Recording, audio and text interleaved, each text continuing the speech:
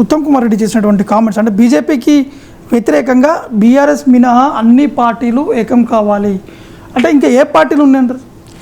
అది ఉత్తమ్ కుమార్ రెడ్డి చెప్పాలి. బహుశా ఆయన నల్గొండ గడ్డ పైన అన్నాడు కనుక వామపక్షాలు ఉద్దేశించి అనాలి. ఎందుకంటే ఇక మిగిలిన పార్టీలు ఏంటి బీఎస్పీ ఆర్ఎస్ ప్రవీణ్ కుమార్ నిష్క్రమణ తర్వాత మళ్ళీ BSP back to square one ముందుకు వచ్చింది. బీఎస్పీ అయినా దేశంలో బీజేపీకి అనుకూలంగానే బీఎస్పీ వివరిస్తుంది తప్ప వ్యతిరేకంగా ఎక్కర్లేదు. ఆమ్ ఆద్మీ పార్టీ లాంటి పార్టీ లేవు, ఉన్నా బీఆర్ఎస్తోనే స్నేహం ఉంది. ఇక లోక్సత్తా లాంటి వాళ్ళు ఇక్కడ ఆంధ్రప్రదేశ్లో ఎన్డీఏకి మద్దతు ఇచ్చారు కనుక తెలంగాణలో కాంగ్రెస్కి మద్దతు ఇచ్చే అవకాశమే లేదు. అయినా లోక్సత్తా పార్టీ యాక్టివ్గానే లేదు. ఇక మిగిలిన పార్టీలు ఏమున్నాయి కనుక బీఆర్ఎస్ మీద, ఎందుకంటే తెలంగాణ రాజకీయమే బీజేపీ కాంగ్రెస్ బీఆర్ఎస్ మధ్యలో చీలిక కనుక కొత్తగా ఇప్పుడు కొత్త పార్టీ ఏం లేదు కదా. బహుశా వామపక్ష పార్టీని ఉద్దేశించి మాట్లాడచ్చు. ముఖ్యంగా భువనగిరి నుంచి సిపిఎం పోటీ చేస్తుంది కనుక ఆ స్టేట్మెంట్ ఇచ్చి ఉండాలి. అయితే సిపిఐ పోటీ చేయడం లేదు. ఇలా వామపక్షాలు కాంగ్రెస్ పార్టీతో పొత్తుకు ప్రయత్నించమా నిజం, తమకు చెరో పార్లమెంట్ సీట్ అయినా కేటాయించని ప్రతిపాదించాయి. కాంగ్రెస్ ఇప్పటి వరకు అది అంగీకరించలేదు. అందువల్ల సిపిఎం ఇంకా సిపిఐ ప్రకటించలేదు ఏం చేస్తామని. సిపిఎం మాత్రం ఆ ఉనికిని చాటుకోవటానికి మేము ఒక సీట్లోనైనా పోటీ చేస్తామని చెప్పి భువనగిరి పోటీ చేస్తున్నారు. అయితే వాళ్ళు భువనగిరి ఎంచుకోవడం పైన కొన్ని క్వశ్చన్స్ ఉండొచ్చు. ఎందుకంటే ఇప్పుడు భువనగిరిలో కాంగ్రెస్కు బీజేపీకి మధ్య తీవ్రమైన పోటీ ఉంటుంది కంపేర్ టు ది ఇతర సెగ్మెంట్లతో పోలిస్తే. సో అక్కడ ఆ స్వల్ప మెజారిటీతో కాంగ్రెస్ బీజేపీల మధ్య ఆ పోటీ స్వల్ప తేడా ఉంటుంది. అందువల్ల సిపిఎం పోటీ చేసి ఒక 10,000 ఓట్లు వాళ్ళ అంచనా అయితే 20,000 ఓట్ల వరకు వస్తాయని వాళ్ళు బహుశా అంచనా ఉన్నట్లుంది. సో ఆ 20,000 ఓట్లు కాదో 10,000 ఓట్లు వచ్చాయనుకోండి ఉదాహరణకు. సో డెఫినెట్గా స్వల్ప తేడా ఉన్నప్పుడు ఆ 10,000 ఓట్లు కూడా జయాపజయాలు ప్రభావితం చేస్తాయి.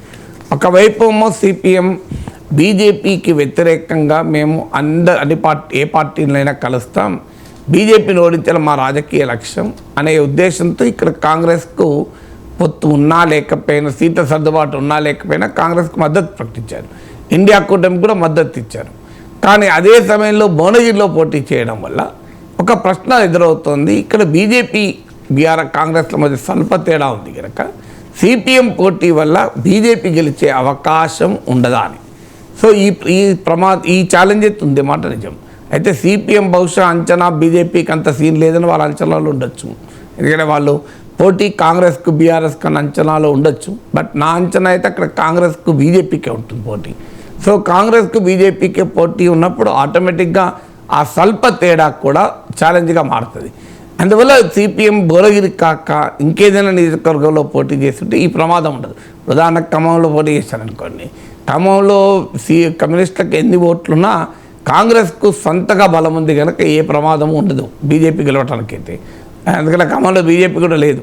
అంటే సిపిఎం ఏదో ఒక సీట్లో పోటీ చేసి తమ రాజకీయ విధానాన్ని చెప్పుకోవాల్సిన అవసరము, కాంగ్రెస్ పార్టీ సీట్ల సర్దుబాటుకు ఎంపీ సీట్లకి రెడీగా లేదు. అందువల్ల ఒక సీట్లో పోటీ చేయడం అది వారి రాజకీయ అవసరం. అదే సమయంలో రాజకీయ లక్ష్యం ఏంటి? బీజేపీని ఓడించడం.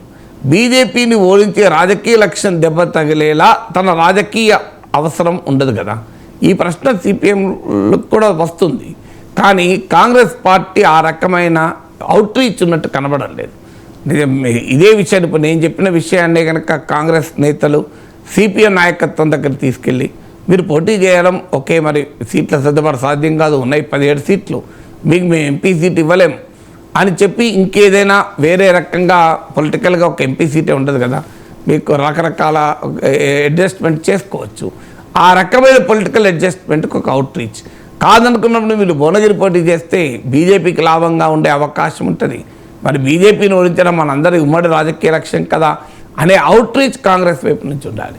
ఆ అవుట్ రీచ్ ఉన్నట్టు లేదు. అవుట్ రీచ్ లేనప్పుడు ఏమవుతుందంటే సిపిఎం అసలు అవసరమున్న కాంగ్రెస్ మమ్మల్ని సంప్రదించకుండా మేమెందుకు బాధలు పడాలి, మాకు ఎక్కడ బలం ఎక్కడ కాస్తంత వెసులుబాటు ఉందనుకుని అక్కడ పోటీ చేస్తామనే వైఖరి ఆ పార్టీ తీసుకుంటుంది. ఈలోగా కాంగ్రెస్ సీఎం అయిన రేవంత్ రెడ్డి కేరళలో వెళ్ళి అసలు సిపిఎం ముఖ్యమంత్రి పినరాయి విజయన్ పైన అటాక్, ఆయన మోడీతో రహస్య ఒప్పందం ఉంది అని విమర్శలు చేశాక ఇంకా కాంగ్రెస్ సిపిఎంల మధ్య స్నేహం దెబ్బతిన్నదా? సో ఎవరైతే సిపిఎం కార్యకర్త కాంగ్రెస్కు ఓటు వేసేటప్పుడు ఆ ప్రశ్నలు ఉత్పన్నమవుతాయి కదా. ఇవాళ మన పత్రికల్లో రెండు చూసాం. కేరళ సీఎం పైన రేవంత్ రెడ్డి విమర్శలు చూసాం, సిపిఎం దాన్ని ఖండించడం కూడా చూసాం. ఇండియా కూటమిలో భాగస్వామ్య పక్షాలపైన ఇలా దాడి చేయడం ఏంటి అని.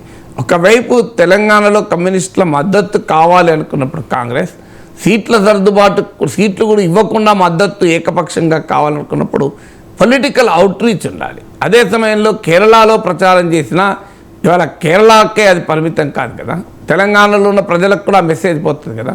సో భువనగిరిలైనా, నల్గొండలైనా, ఖమ్మైనా, సిపిఎంకు బలంగా ఉన్న కొన్ని ప్రాంతాల్లో వరంగల్ అయినా అవి కొన్ని పరిమితమైన ఓట్లైనా, సో ఒకవైపు కాంగ్రెస్ సీఎం వెళ్ళి మా నాయకుడిని మోడీతో కుమ్ముక్కయ్యాడు, కమ్యూనిస్ట్ కాదు కమ్యూనలిస్ట్ అంటున్నాడు, అవినీతి పరుడు అంటున్నాడు, మేము ఎట్లా ఓటేయాలనే ప్రశ్న ముందుకు వస్తుంది కదా. సో అందువల్ల కాంగ్రెస్ పార్టీ పైన బాధ్యత ఉంటుంది. మిత్రపక్షాల పైన మాట్లాడేటప్పుడు జాగ్రత్తగా మాట్లాడడం, పొలిటికల్ అవుట్ రీచ్ ఉండడం, అందరినీ కలుపుకొని ఆ వైఖరి లేకుండా మీరంతా మాకు మద్దతు ఇవ్వండి అంటే ఎందుకు ఇస్తారు? వాళ్ళు కూడా రాజకీయ పార్టీలు కదా.